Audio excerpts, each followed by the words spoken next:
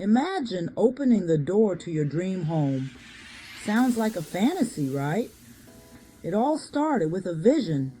I pictured every detail: the cozy kitchen, the sunlit living room, even the backyard where my dog would play. But manifesting isn't just daydreaming. It's about taking action. I wrote down my goals, made a vision board, and repeated affirmations daily.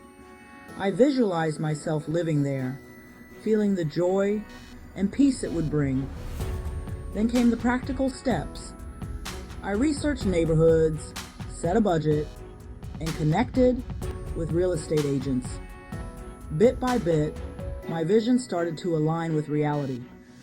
And one day, I found it, my perfect home. Walking through the door, I felt an overwhelming sense of gratitude. Manifesting works, but it requires belief and action.